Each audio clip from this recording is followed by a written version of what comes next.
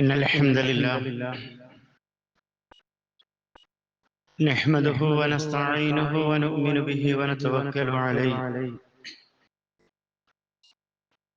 ونعوذ بالله من شرور أنفسنا ومن سيئات أعمالنا من يهد الله وهو المهتد ومن يضلل فلن تجد له وليا مرشدا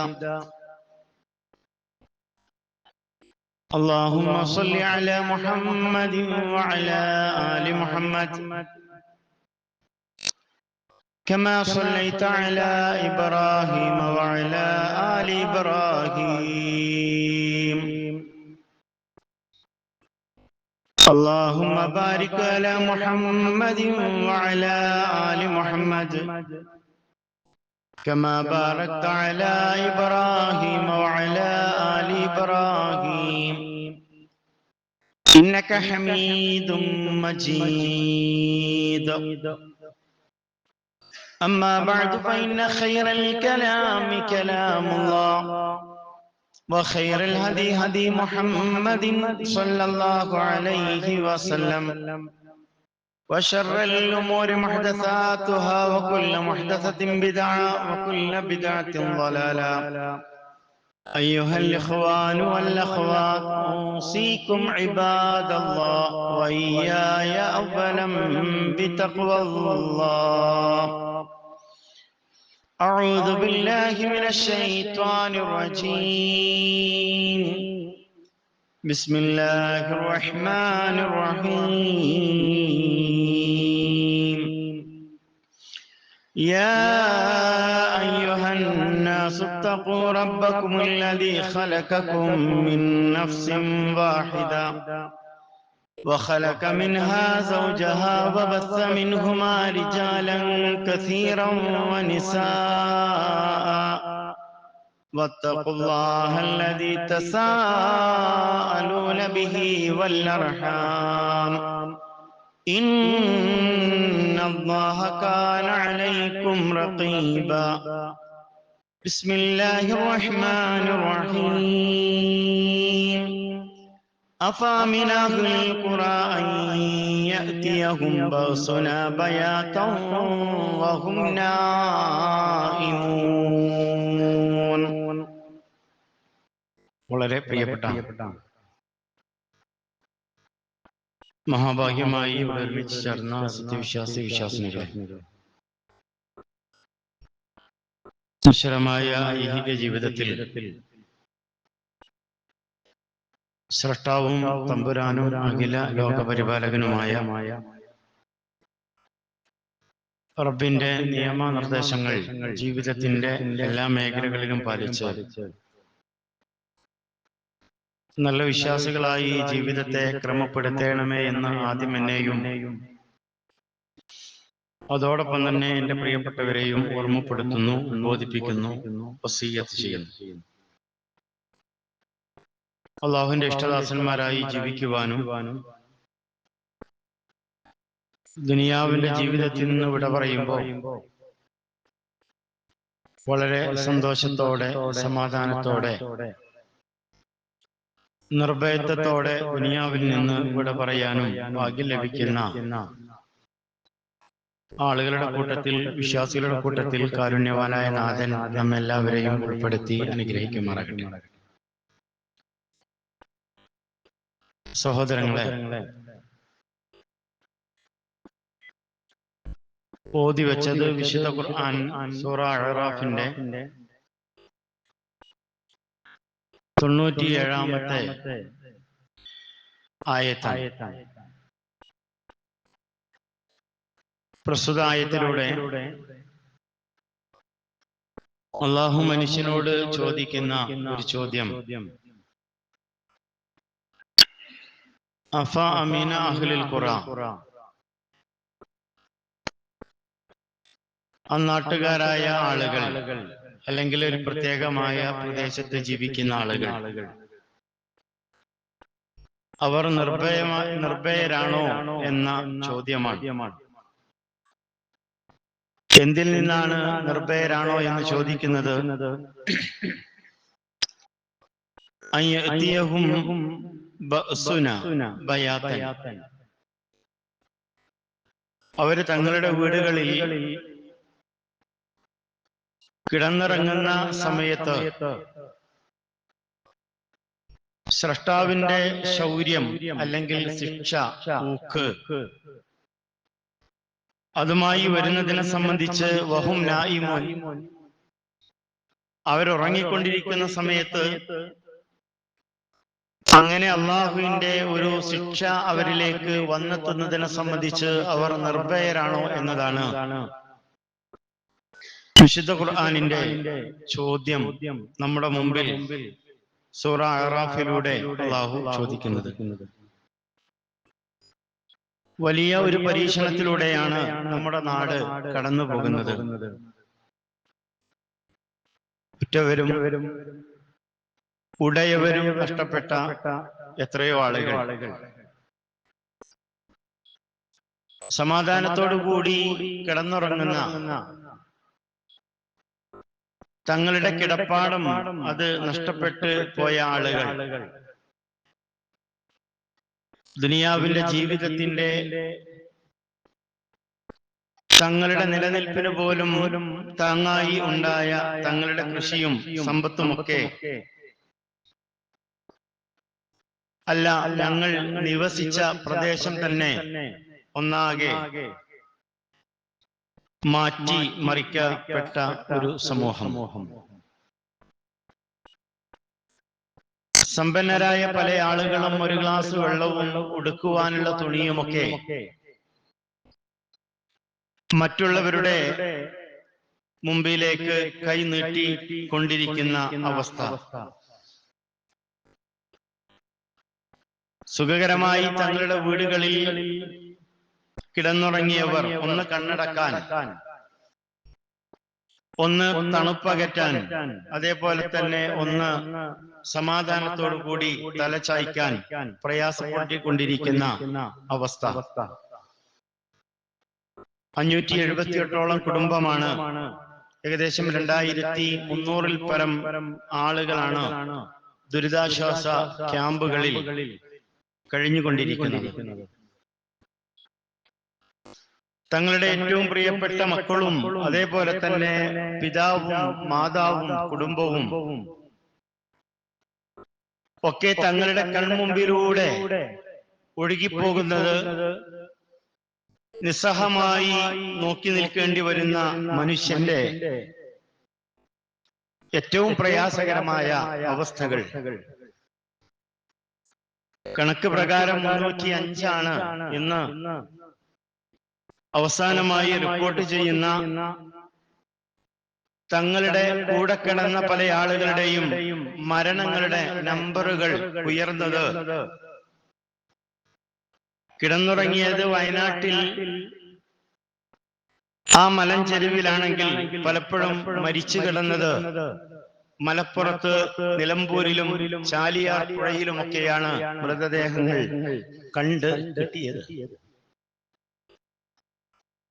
ആളപായത്തിൽ കേരളം കണ്ട ഏറ്റവും വലിയ ഒരു ദുരന്തം 2004-ല് സുനാമിക്ക് ശേഷം 169 പേരാണ് അന്ന് മരണത്തിന് കീഴൊതുങ്ങിയതെങ്കിൽ 305 ഇന്ന്. അതിലും എത്രയോ ആയിരിക്കാം കാണാതായ ആളുകളെ കൂടി ഉൾപ്പെടുത്തുമ്പോൾ എന്നാണ് ഇന്ന് വാർത്താ മാധ്യമങ്ങൾ നമുക്ക് നൽകുന്ന വാർത്തകൾ. ഇവിടെയാണ് നമ്മൾ ആലോചിക്കേണ്ടത്. യഥാർത്ഥത്തിൽ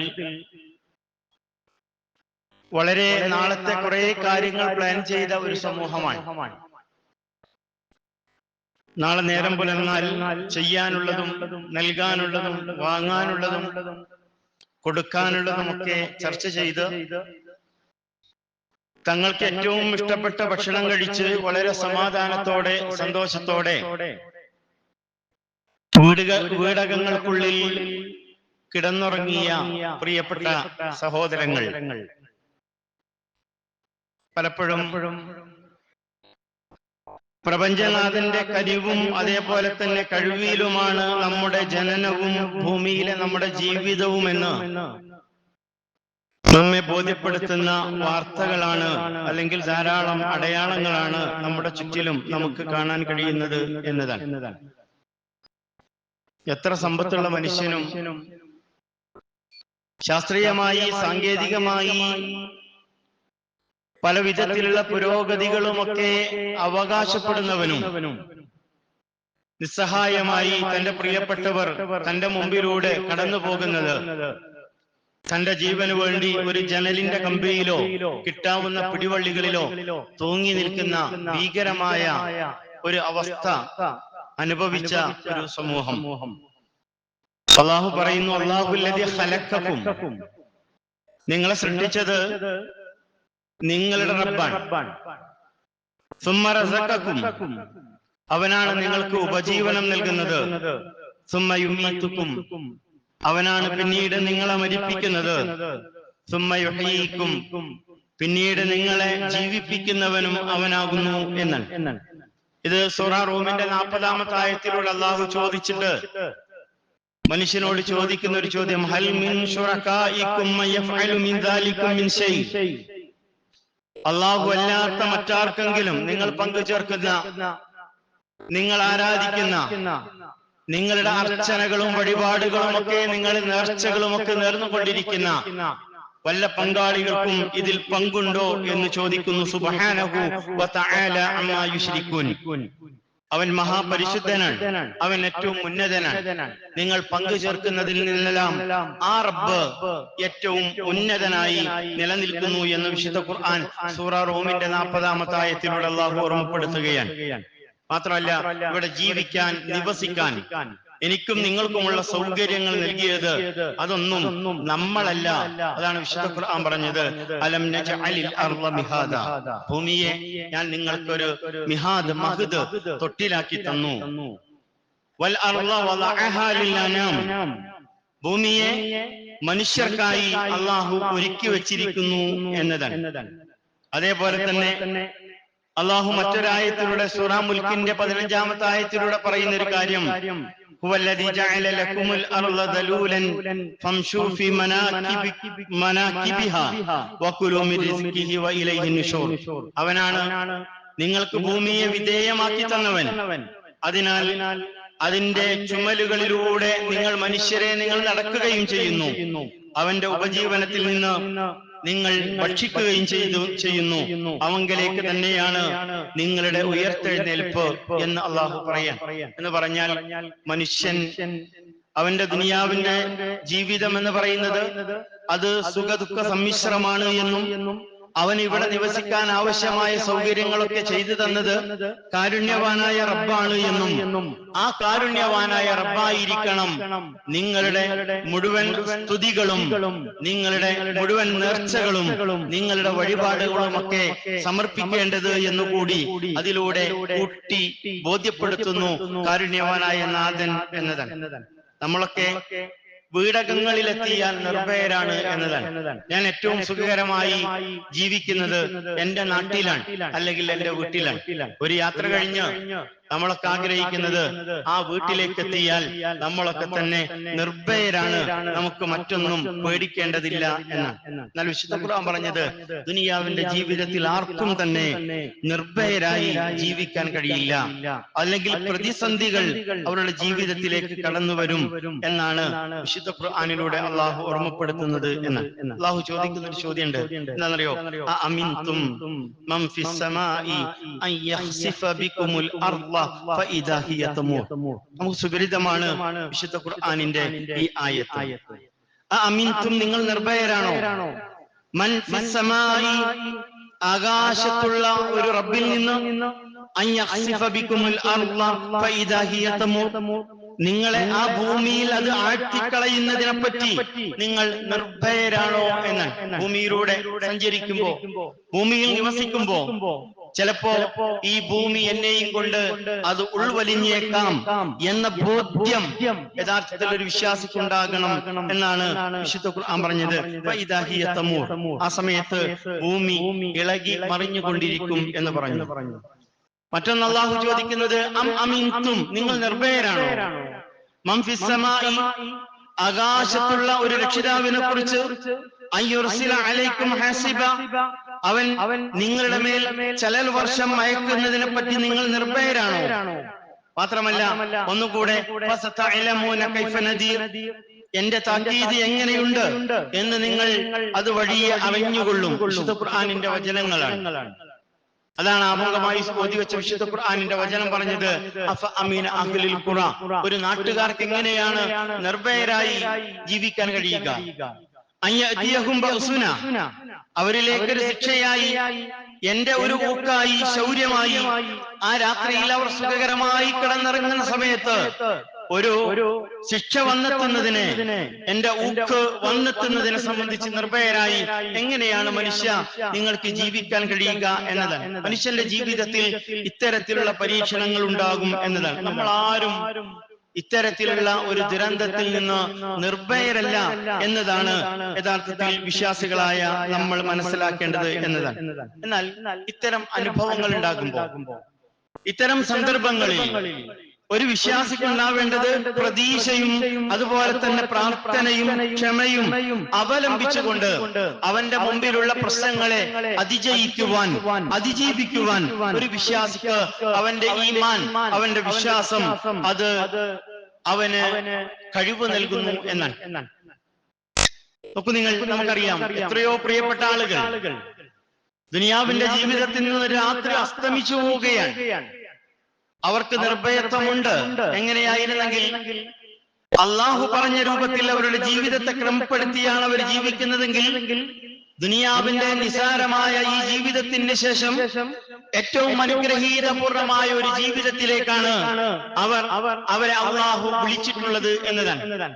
ഇവിടെ നമ്മൾ ആലോചിക്കേണ്ടത്, ഇങ്ങനെയുള്ള ഒരു ദുരന്തമായി ഏതൊരു സമയത്തിലേക്കും നമ്മുടെ ജീവിതത്തിന്റെ അവസാനം കടന്നു വരുമെന്ന ബോധ്യം നമുക്കുണ്ടാകുമ്പോഴാണ് യഥാർത്ഥത്തിൽ ദുനിയാവിന്റെ ജീവിതത്തിൽ ഏറ്റവും നല്ലവരായി ജീവിക്കാൻ നമുക്ക് കഴിയുക എന്നതാണ്. നമ്മളൊക്കെ തന്നെ പലപ്പോഴും തോന്നാറുള്ളത്, നമ്മളൊക്കെ തന്നെ ഒരു പോക്ക് ഇങ്ങനെ പോയിക്കൊണ്ടിരിക്കുകയാണ്, നമ്മളങ്ങനെ പോകും. നമ്മുടെ ഇസ്ലാമിനെ നമ്മളൊന്ന് പരിശോധിക്കുക, എന്റെ ഈമാനിനെ ഞാൻ പരിശോധിക്കുക. കൃത്യമായി ജമാഅത്ത് നമസ്കാരങ്ങളിൽ, എന്തിനേറെ ഒരു പള്ളിയിൽ നിന്ന് ഇറങ്ങിപ്പോകുമ്പോ, ഒരു ജുമുഅ കഴിഞ്ഞു പോകുമ്പോ പോലും 2 റക്അത്ത് സുന്നത്ത് നമസ്കരിച്ചു കൊണ്ടുപോകാൻ ശ്രദ്ധിക്കാത്ത ആളുകളാ നമ്മളിൽ പല ആളുകളും. നമ്മൾ ആലോചിക്കുക, ജുമുഅ കഴിഞ്ഞാൽ നേരെ നമുക്ക് തിരക്കാം, ഇറങ്ങിപ്പോകാൻ. എവിടേക്കാ പോണത് നമ്മള്? ഈ പോക്ക് എവിടേക്കാണ്? ഈ ദുനിയാവിന്റെ ജീവിതത്തിൽ എത്രമാത്രം നമ്മൾ സമ്പാദിച്ചു കൂട്ടിയാലും അത് അപഹരിക്കപ്പെടുന്നു. ഒരു ഭൂമിയിലെ ദുരന്തമായി, വെള്ളപ്പൊക്കമായി, ഉരുൾപൊട്ടലായി മാറുമ്പോ അവിടെ നശിച്ചു പോകാത്ത ഒരു സമ്പത്ത് അത് ദുനിയാവിന്റെ ജീവിതത്തിൽ നമ്മൾ ചെയ്യുമ്പോ അത് പാരത്രികമായ ജീവിതത്തിലേക്കുള്ള അമലുകളാണ്. കഴിഞ്ഞ ഖുത്ബയിൽ സൂചിപ്പിച്ചതുപോലെ അമലു സ്വാലിഹാത്തുകൾ, അതിനെ സംബന്ധിച്ചാണ് നമ്മൾ ആലോചിക്കേണ്ടത് എന്നതാണ്. നിങ്ങൾ യഥാർത്ഥത്തിൽ ഒരു വിശ്വാസിയെ സംബന്ധിച്ചിടത്തോളം ദുനിയാവിന്റെ ജീവിതം എന്ന് പറയുന്നത് പാരത്രികമായ ജീവിതത്തിലേക്കുള്ള കൃഷിയിടമാണ്. ഇവിടെ ഉണ്ടാകുന്ന പ്രതിസന്ധികളും, ഇവിടെ ഉണ്ടാകുന്ന പ്രയാസങ്ങളും, ഇവിടെ ഉണ്ടാകുന്ന ദുരിതങ്ങളും ദുരന്തങ്ങളും ഒക്കെ ദുനിയാവിന്റെ ജീവിതത്തിനപ്പുറം അവന്റെ യഥാർത്ഥ ജീവിതത്തിലേക്കുള്ള മുതൽക്കൂട്ടുകളാക്കി മാറ്റാൻ അവന് കഴിയണം. അവൻ അവശേഷിക്കുന്ന ദുനിയാവിന്റെ ജീവിതത്തിൽ അവൻ നിർഭയമായി, അല്ലെങ്കിൽ വിശ്വാസം കൊണ്ടുള്ള നിർഭയത്വത്തോടു കൂടി അവന് ജീവിക്കാൻ കഴിയണം. വിശുദ്ധ ഖുർആൻ പറഞ്ഞല്ലോ, അല്ലദീന ഇദാ അസാബതുഹും മുസീബ, ഒരു വിശ്വാസിയെ സംബന്ധിച്ചിടത്തോളം ഇത്തരത്തിലുള്ള ദുരന്തങ്ങൾ ഉണ്ടാകുമ്പോ, ഇത്തരത്തിലുള്ള പ്രതിസന്ധികൾ ഉണ്ടാകുമ്പോ, അല്ലെങ്കിൽ അപകടങ്ങൾ ഉണ്ടാകുമ്പോ അവൻ പറയുന്നത് എന്താണ്? ഖാലു ഇന്നാ ലില്ലാഹി വ ഇന്നാ ഇലൈഹി റാജിഊൻ. അവർ പറയും, അല്ലാഹുവേ, ഇന്നാ ലില്ലാഹി വ ഇന്നാ ഇലൈഹി റാജിഊൻ, ഞങ്ങൾ അള്ളാഹുവിനുള്ളതാണ്, ഞങ്ങൾ അള്ളാഹുവിലേക്ക് ആണ് മടങ്ങി പോകാനുള്ളത്. ഞങ്ങളുടെ ജീവിതം എന്ന് പറഞ്ഞത് പാരത്രികമായ ജീവിതത്തിന്റെ വിജയമാണ്, ഞങ്ങളുടെ ജീവിതത്തിന്റെ അല്ലെങ്കിൽ ദുനിയാവിന്റെ ജീവിതത്തിന്റെ ഉദ്ദേശം എന്ന് തിരിച്ചറിയുന്ന ആളുകളാണ്. തളർന്നു പോകൂല പ്രതിസന്ധികൾ ഉണ്ടാകുമ്പോ, ഇത്തരം പ്രശ്നങ്ങൾ ഉണ്ടാകുമ്പോ അവിടെയൊക്കെ മനക്കരുത്തോടെ. നിങ്ങൾ 2018 ആ പ്രളയം ബാധിച്ചപ്പോ ഒരു സഹോദരി അവരുടെ ഫേസ്ബുക്കിൽ കുറിച്ചൊരു വാക്യത, ഗോഡ് ഈസ് അവർ സ്ട്രെങ്ത് എന്നാണ്.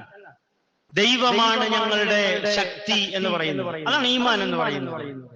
വയനാട്ടിലെ ദുരന്തത്തിൽ എല്ലാം നഷ്ടപ്പെട്ടു പോയ സഹോദരൻ, ആ സഹോദരൻ പ്രതികരിച്ചത് എല്ലാം നൽകിയത് ദൈവമാണ്, അതെല്ലാം അവൻ തിരിച്ചെടുത്തു, അതിൽ യാതൊരു പ്രയാസവുമില്ല എന്ന് പറയാൻ കഴിയുന്ന, കിടപ്പാടം നഷ്ടപ്പെട്ടു പോയി, മക്കൾ നഷ്ടപ്പെട്ടു പോയി, സമ്പത്ത് നഷ്ടപ്പെട്ടു പോയി, കുടുംബം നഷ്ടപ്പെട്ടു പോയി, അവിടെയൊക്കെ ഇതെല്ലാം എനിക്ക് നൽകിയത് എന്റെ റബ്ബാണ്.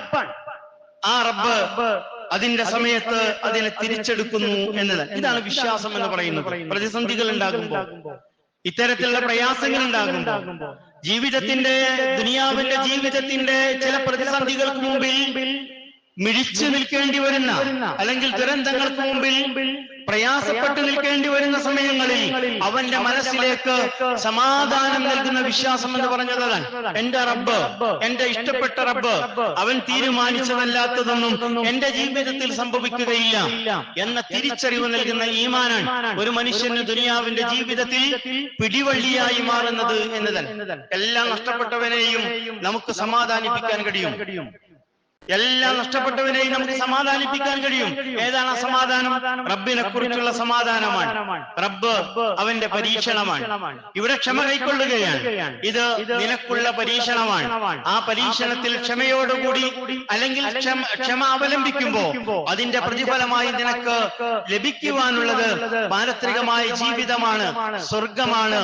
നിസാരമായ ദുനിയാവിന്റെ ജീവിതത്തിലുപരി നിനക്ക് ശാശ്വതമായിട്ടുള്ള പരലോകത്തെ സ്വർഗീയ ജീവിതമാണ് എന്ന് അവനെ ബോധ്യപ്പെടുത്താൻ ഈ വിശ്വാസം കൊണ്ട് കഴിയുന്നു എന്നതാണ്.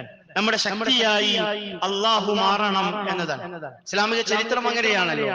യുദ്ധത്തിന്റെ വേളകളിൽ, രാത്രികളിൽ പോലും സഹാബത്ത് പ്രാർത്ഥിച്ചത്, കഴിഞ്ഞ ദിവസം അല്ലെങ്കിൽ കഴിഞ്ഞ യുദ്ധത്തിൽ എന്റെ വലതു ഭാഗത്തുള്ള ആളുകളെ അള്ളാഹു നീ തിരിച്ചു വിളിച്ചു, എനിക്കെന്തുകൊണ്ട് അവസരം നൽകിയില്ല എന്നവർ പറയാൻ സാധ്യമായത് ദുനിയാവിന്റെ ജീവിതത്തിന് ശേഷം അവർക്ക് ലഭ്യമാകുന്ന, അനുഗ്രഹമാകുന്ന സ്വർഗത്തെ കുറിച്ചുള്ള കൃത്യമായ കാഴ്ചപ്പാടുകൾ അവർക്കുണ്ടായി എന്നതാണ്. പലപ്പോഴും നമുക്കില്ലാതെ പോകുന്നത് അതാണ് അല്ലെ. അതുകൊണ്ടാണ് ചില ആളുകളൊക്കെ പറഞ്ഞത് ദൈവം, ആ ദൈവത്തെ നിഷേധിക്കുവാനുള്ള ഒരു കാരണമായി ഇത്തരത്തിലുള്ള ദുരന്തങ്ങളെ കാണുന്നത്.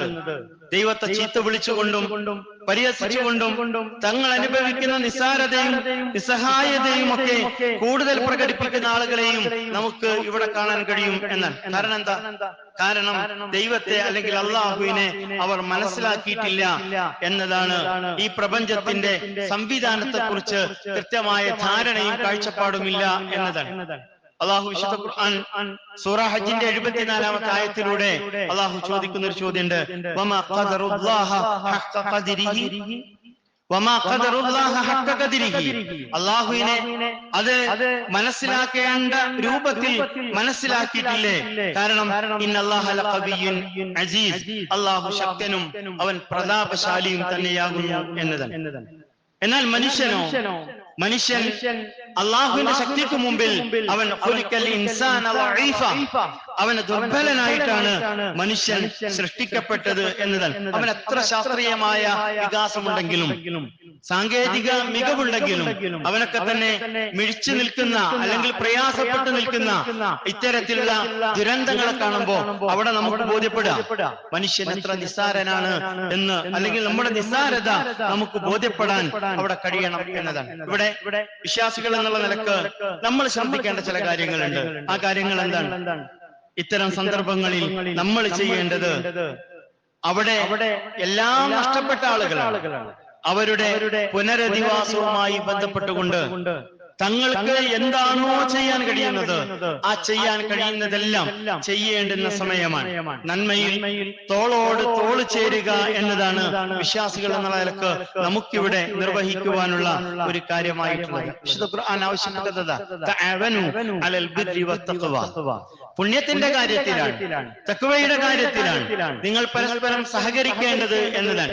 നമ്മുടെ സമ്പത്ത് അത് ബാങ്കിൽ അങ്ങനെ കിടക്കേണ്ടതല്ല. ആ സമ്പത്തിന് വിലയുണ്ടാകുന്നത് എപ്പോഴാ?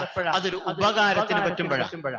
എന്റെ വീട്ടിൽ സമ്പത്തുണ്ടെങ്കിൽ ആ സമ്പത്ത് എന്റെ പ്രിയപ്പെട്ട ആളുകളിലേക്ക്, ആവശ്യക്കാരായ ആളുകളിലേക്ക് എത്തിക്കാൻ, അവരുടെ നിർമ്മാണത്തിന് വേണ്ടി, ആ നാടിന്റെ പുനർനിർമ്മാണത്തിന് വേണ്ടി, ആ കുടുംബങ്ങളെ സംരക്ഷിക്കുന്നതിന് വേണ്ടി, അവർക്ക് ഒന്ന് തണുപ്പകറ്റാൻ, അവർക്കൊരു സുരക്ഷിതത്വം അവരെ നൽകുവാൻ നമ്മുടെ സമ്പത്തിനെ ഉപയോഗപ്പെടുത്തണം എന്ന് മാത്രമാണ് ഈ ഒരു സമയത്ത് ഓർമ്മപ്പെടുത്താനുള്ളത്. അല്ലാഹു പറഞ്ഞെന്താണെന്നറിയോ?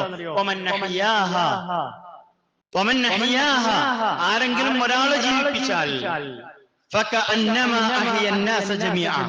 അവൻ മനുഷ്യനെ മുഴുവൻ ജീവിപ്പിച്ചതിന് തുല്യമാണ് എന്നാണ്. അള്ളാഹുവിന്റെ പ്രവാചകൻ നമ്മളോട് നൽകുന്ന ഒരു കൽപ്പന എന്താ? ഇർഹമു, നിങ്ങൾ കരുണ കാണിക്കണം, മൻ ഫിൽ അർദ്, ഭൂമിയിലുള്ളവരോട് അല്ലെ, ആ ഭൂമിയിലുള്ളവരോട് നിങ്ങൾ കരുണ കാണിക്കുകയാണെങ്കിൽ ഇർഹമുക്കും മൻ ഫിസ് സമാ, ആകാശത്തുള്ളവൻ നിങ്ങളോട് കരുണ കാണിക്കും എന്നതാണ്. നമുക്ക് വസ്ത്രങ്ങൾ, നല്ല വസ്ത്രങ്ങൾ ഉണ്ടെങ്കിൽ, അതേപോലെ തന്നെ ഭക്ഷണം, അതേപോലെ തന്നെ പാർപ്പിട സൗകര്യങ്ങൾ, പുനരധിവാസ പ്രവർത്തനങ്ങൾ, അതിന് നമ്മുടെ ഈ പള്ളി മഹല്ലിൽ നിന്ന് പോലും നമ്മൾ അതിനുള്ള ഫണ്ട് ശേഖരിക്കുന്ന ഒരു ദിവസമാണ് ഇന്ന് നമ്മുടെ കയ്യിലുള്ളത്. അല്ലെങ്കിൽ പരമാവധി നമുക്ക് നൽകാൻ കഴിയുന്നത് അതിലേക്ക് നൽകണം എന്നാണ് എന്റെ പ്രിയപ്പെട്ടവരോട് ഓർമ്മപ്പെടുത്താനുള്ളത്. നമ്മളെപ്പോലെ സുഖകരമായി ഇന്നലെ രാത്രി കടന്നുറങ്ങി ഇന്ന് രാവിലെ നമ്മൾ എഴുന്നേറ്റതുപോലെ അത് പ്രതീക്ഷിച്ച് കടന്നുറങ്ങിയ ഒരു സമൂഹമാണ്. 400 വീടുകളാണ്, 600ഓളം കുടുംബമാണ്. ആ കുടുംബമാണ് ഇന്നലത്തെ അവസ്ഥയിൽ നിന്ന് ഒരു സെക്കൻഡിൽ അല്ലെങ്കിൽ ഒരു രാത്രിയിലെ അല്പനിമിഷം കൊണ്ട് മാറ്റപ്പെടുന്നത്. ചില ആളുകൾ മണ്ണിനടിയിലാണ്, നമുക്കറിയില്ല. മരണപ്പെട്ടു പോയ നമ്മുടെ പ്രിയപ്പെട്ട സഹോദരങ്ങൾ അതൊരു രക്തസാക്ഷിത്വമായി അള്ളാഹു സ്വീകരിച്ചുകൊണ്ട് അവർക്ക് പാരത്രികമായ ജീവിതത്തിൽ സ്വർഗം നൽകി അനുഗ്രഹിക്കട്ടെ എന്ന പ്രാർത്ഥന പ്രിയപ്പെട്ടവരെ നമ്മളിൽ നിന്നുണ്ടാകണം. ആ കുടുംബം നഷ്ടപ്പെട്ടു പോയ ബാല്യങ്ങൾ ധാരാളമുണ്ട്. അവർക്ക് അള്ളാഹു എല്ലാവിധത്തിലുമുള്ള അനുഗ്രഹങ്ങൾ ദുനിയാവിന്റെ ജീവിതത്തിൽ നൽകി. അതേപോലെ തന്നെ പഴയ ഒരു ജീവിത സൗകര്യങ്ങളിലേക്ക് അവരെ അള്ളാഹു എത്തിക്കുകയും ചെയ്യുമാറാകട്ടെ. പ്രിയപ്പെട്ടവരെ, നമ്മൾ ആലോചിക്കുക, ഇന്ന് ഒന്ന് ഭൂമി കുലുങ്ങിയാൽ, അല്ലെങ്കിൽ തൊട്ടടുത്തുള്ള കടലെന്ന് ഇളകി മറിഞ്ഞാൽ, അതല്ലെങ്കിൽ ഏതെങ്കിലും ഒരു തലത്തിൽ ഒന്ന് നന്നായി മഴ പെയ്താൽ തീർന്നു പോകുന്നതാണ് നമ്മുടെ ദുനിയാവിന്റെ ജീവിതത്തിന്റെ സൗകര്യങ്ങൾ എന്ന തിരിച്ചറിവ് നമുക്ക് നൽകപ്പെടുന്നു ഇത്തരം ദുരന്തങ്ങൾ എന്നതാണ്. അതുകൊണ്ട് നമ്മൾ പ്രാർത്ഥിക്കുക. അതേപോലെ തന്നെ ഇത്തരം ദുരന്തങ്ങളിൽ നിന്ന് രക്ഷ അള്ളാഹുവോട് ചോദിക്കുക എന്നതാണ്. അള്ളാഹുവിന്റെ പ്രവാചകൻ സല്ലല്ലാഹു അലൈഹി വസല്ലമ മഴ ശക്തമാകുമ്പോ പ്രവാചകൻ സല്ലല്ലാഹു അലൈഹി വസല്ലം പുറത്താണെങ്കിൽ വീടുകളിലേക്ക് വരികയും പ്രാർത്ഥിക്കുകയും ചെയ്യുമായിരുന്നു എന്നൊക്കെ ഹദീസുകൾ നമുക്ക് കാണാൻ കഴിയും. മിന്നലുകൾ ഉണ്ടാകുമ്പോൾ പ്രാർത്ഥനകളുണ്ട്, ദിക്റുകളുണ്ട്. പലപ്പോഴും അതൊന്നും നമ്മൾ മനസ്സിലാക്കിയിട്ടില്ല അല്ലെങ്കിൽ പ്രാർത്ഥിക്കുന്നില്ല എന്നതാണ്. പ്രാർത്ഥനകളിൽ ഉണ്ടാകണം. അല്ലാഹുവേ, ഞങ്ങളെ നശിപ്പിച്ചു കളയല്ല എന്ന് പറഞ്ഞുകൊണ്ട്, അല്ലെങ്കിൽ ഇത്തരത്തിലുള്ള ദുരന്തങ്ങളിൽ നിന്ന് കാത്തുരക്ഷിക്കണമേ എന്ന് പറഞ്ഞുകൊണ്ട് നമ്മുടെ ജീവിതത്തിൽ പ്രാർത്ഥനകൾ കൂടി ഉണ്ടാകണം എന്നാണ് പ്രിയപ്പെട്ടവരോട് ഓർമ്മപ്പെടുത്താനുള്ളത്. ഇവിടെ നമുക്ക് നിർവഹിക്കുവാനുള്ള ദൗത്യം എന്ന് പറഞ്ഞത് നഷ്ടപ്പെട്ടു പോയ ആളുകൾക്ക് ഏതുപോലെ അൻസാരികൾ മുഹാജിറുകളെ സ്വീകരിച്ചതുപോലെ നമുക്ക് നൽകാൻ കഴിയുന്നതിന്റെ പരമാവധി നൽകിക്കൊണ്ട് ആ ഒരു സമൂഹത്തിന്റെ പുനർനിർമ്മാണം, അല്ലെങ്കിൽ ആ ഒരു പ്രദേശത്തിന്റെ പുനർനിർമ്മാണത്തിന് നമുക്ക് കഴിയാവുന്ന തരത്തിൽ നമ്മുടെ മഹല്ലിൽ നിന്ന് പോലും നമ്മൾ അത്തരത്തിലുള്ള സംരംഭങ്ങളുണ്ട്. അതിൽ പരമാവധി നമ്മുടെ കഴിവിന്റെ പരമാവധി ചെയ്യണം എന്ന് കൂടി എന്റെ പ്രിയപ്പെട്ടവരോട് ഓർമ്മപ്പെടുത്താൻ. ആ ഒരു അർത്ഥത്തിൽ നമുക്ക് നൽകുന്ന ചില അടയാളങ്ങൾ ദുനിയാവിന്റെ നിസ്സാരത ബോധ്യപ്പെടുത്തുന്ന ഈ സന്ദർഭത്തിൽ അത് കൃത്യമായി മനസ്സിലാക്കി അള്ളാഹുവിലേക്ക് പരമാവധി മനസ്സെടുപ്പം കാണിച്ചുകൊണ്ട് ജീവിക്കുക. അള്ളാഹു അനുഗ്രഹിക്കുമാറാകട്ടെ.